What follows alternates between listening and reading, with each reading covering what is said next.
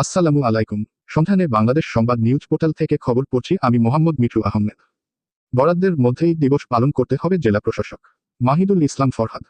চাঁপাইনবাবগঞ্জ জেলা প্রতিনিধি। চাঁপাইনবাবগঞ্জের জেলা প্রশাসক মোহাম্মদ আব্দুস সামাদ জানিয়েছেন, সরকারি বরাদ্দের মধ্যে থেকেই 14ই ডিসেম্বর শহীদ বুদ্ধিজীবী দিবস পালন ও 16ই ডিসেম্বর মহান বিজয় দিবস উদযাপন করতে হবে।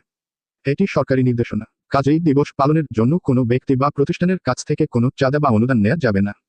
রবিবার দুপুর 12টায় জেলা প্রশাসন আয়োজিত শহীদ বুদ্ধিজীবী দিবস ও বিজয় দিবস উদযাপন উপলক্ষে আয়োজিত প্রস্তুতিমূলক সভায় তিনি এসব কথা জানান।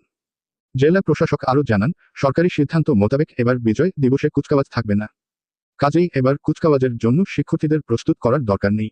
তবে বিজয় দিবসে 3 বার তপধ্বনি, শহীদদের প্রতি শ্রদ্ধা নিবেদন, পতাকা উত্তোলন, শহীদ বীর মুক্তিযোদ্ধা পরিবার, যুদ্ধাহতসহ বীর মুক্তিযোদ্ধাদের সংবর্ধনা প্রদান, হাসপাতাল ও এতিমখানায় উন্নতমানের খাবার পরিবেশন, মুক্তিযুদ্ধভিত্তিক চলচ্চিত্র প্রদর্শন, বাদ-জোহর দোয়া মাহফিল, পুরাতন স্টেডিয়ামে 2 দিনের বিজয় মেলা ও সাংস্কৃতিক অনুষ্ঠানসহ অন্যান্য কর্মসূচি পালন করা হবে।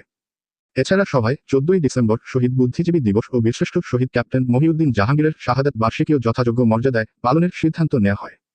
সভায় স্থানীয় সরকার চাঁপাইনবাবগঞ্জের উপপরিচালক ও সরকারের উপসচিব দেবেন্দ্রনাথ উরাও, জেলা পরিষদের প্রধান নির্বাহী কর্মকর্তা মোহাম্মদ আফাজ উদ্দিন, সিভিল সার্জন রডা এস.এম. মাহমুদুর রহমান সহ উপজেলা নির্বাহীর অফিসারবৃন্দ, সরকারি দপ্তরের কর্মকর্তা সহ বিভিন্ন পেশার প্রতিনিধিরা উপস্থিত ছিলেন।